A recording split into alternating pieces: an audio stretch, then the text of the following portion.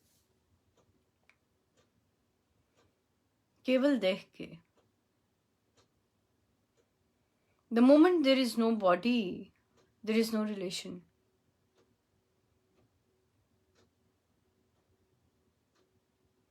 The moment this body goes away, there is no relation. सब शरीर के relationships हैं,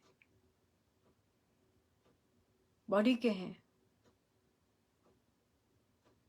मन से हमने चिपका दिए, मन से हमने चिपका दिए, पकड़ लिया।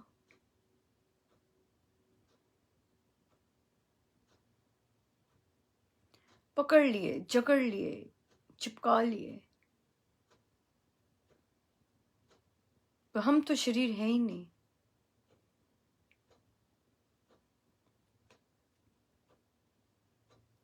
किंतु अपने शरीर से मोह, फिर दूसरों के शरीर से मोह लाता है। मोह ही हमें, अटैचमेंट ही हमें भयभीत बनाता है। डर अटैचमेंट्स की वजह से होता है। बहुत इनसिक्योरिटी, अटैचमेंट्स, मोह।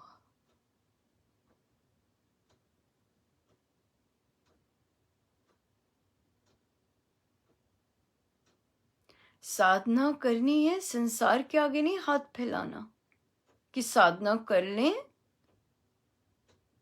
संसार के पास वो कैपेसिटी नहीं है देने के लिए। संसार के पास नहीं है कुछ देने के लिए।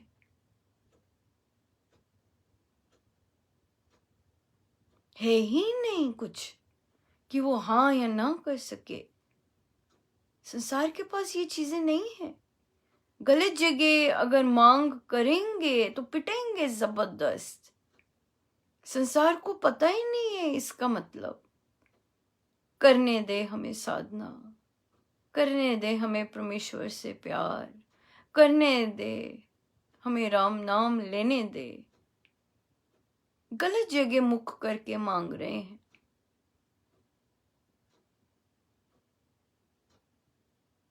साधना मांगनी है तो राम नाम से मांगी।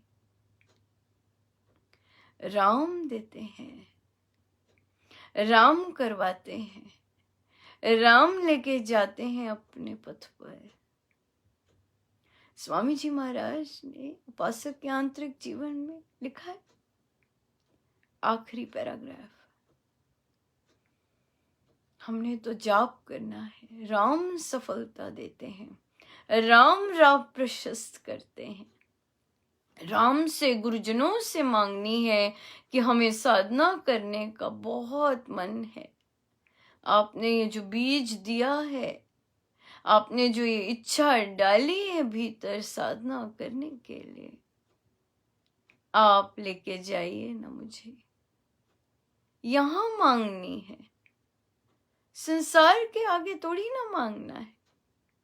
संसार के आगे साधना के लिए थोड़ी ना हाथ फैलाने हैं। नो वे। संसार बेचारे को तो समझ ही नहीं इस बात की। वो क्या बताएगा? जिसको समझ ही नहीं इस बात की वो क्या बताएगा? जिसको अहमियत ही नहीं पता वो क्या बताएगा?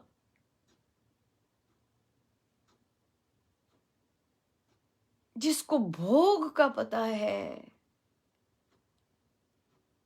वो अलौकिक राह की क्या बताएगा? एक भोगी से थोड़ी ना मांगना है साधना। भोगी तो भोग दे सकता है। भोगी से देह मांगो, वो भी नहीं देगा क्योंकि वो मेरा है।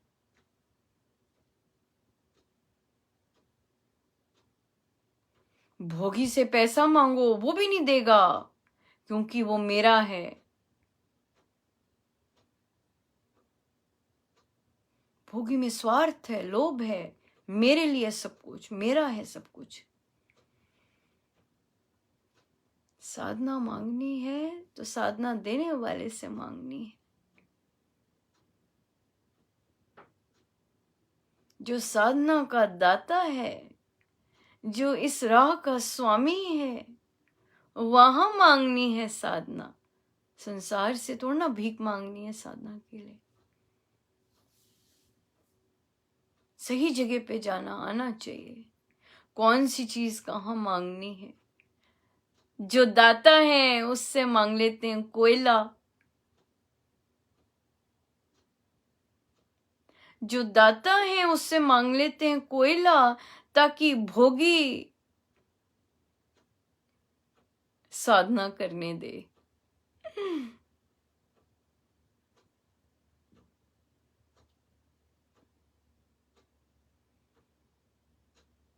साधना के दाता से मांगनी है साधना। साधना के दाता से मांगना है उनका प्रेम, साधना के दाता से मांगना है उनका धैर्य, साधना के दाता से मांगना है बल, ताकि भोगियों से, लोभियों से, स्वार्थियों से उनके प्रति बहरे हो सकें,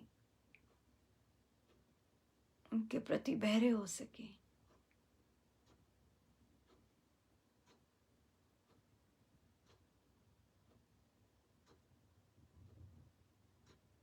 अपने सतगुरु महाराज से मांगनी है साधना, अपने राम से मांगना है साधना। सेवा चाहिए, सतगुरु महाराज से मांगिए सेवा, किंतु उन्हें पहले कहिए कि सेवक बनना सिखाएं महाराज, कहीं ऐसे ही ना कूद जाएं। बहुत थपेड़े पड़ते हैं, रुक जाएंगे।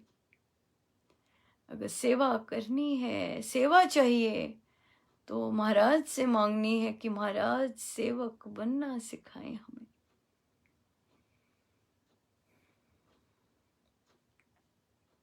सेवक तो शूर वीरों का काम होता है, महाराज कहते हैं।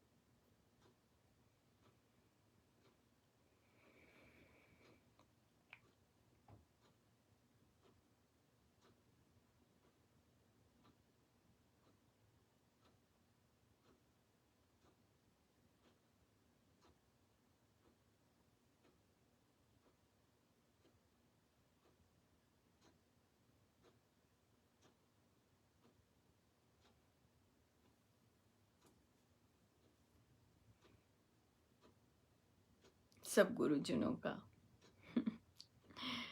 पर हम एक चीज भूल गए, प्रवचन पीयूष।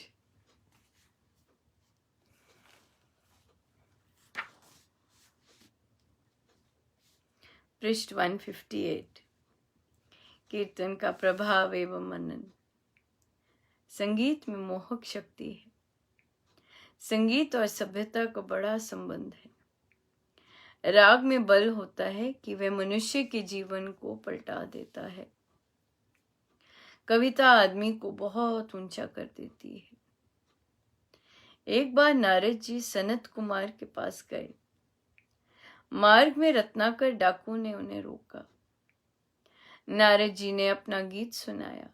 रत्नाकर उनके गीत पर मुग्ध हो गया और उनके कहने पर उसने डाकू का कर्म छोड़ दिया तथा तप करने लग गया। वही रत्नाकर तप के प्रभाव से संसार के आदि कवि हुए तथा उन्होंने रामायण जैसे महान ग्रंथ की रचना की। नारद जी जब सनत कुमार के पास पहुंचे तो उनके पूछने पर जो जो विद्याएं उन्होंने नारद जी से पढ़ी थी वे सब उन्होंने उनको सुनाई, तथा साथ ही ये भी कहा कि इतनी विद्याएं पढ़ने पर भी उनकी चिंता नहीं गई, सोच नहीं मिटी। सनत कुमार ने कहा कि उन्होंने केवल शब्दों में ही अर्थ पढ़ा है, उनके वास्तविक अर्थ तत्व को नहीं समझा। एक शब्द की जगह दूसरा शब्द रख देना उसका अर्थ नहीं है। वास्तव में जिस वस्तु की ओर संकेत करता है वह उसका अर्थ है। अर्थ और शब्द मिले हुए होते हैं, ये पृथक नहीं होते। ये केवल समझाने के लिए भिन्न भिन्न शब्द होते हैं। अंत में सनत कुमार ने कहा कि सत्य को जानना चाहिए। बहुत सुनना भी अच्छा है, क्योंकि सुनते सुनते ही मनन करने का विचार हो जाता है, पर सुनने से करना बहुत अच्छा है। साधना सत्संग होशियारपुर, दिनांक 3/12/1951, समय अपराह्न 3 बजे। सब गुरुजनों का उन्हीं के शिष्य। जय जय राम, जय जय राम।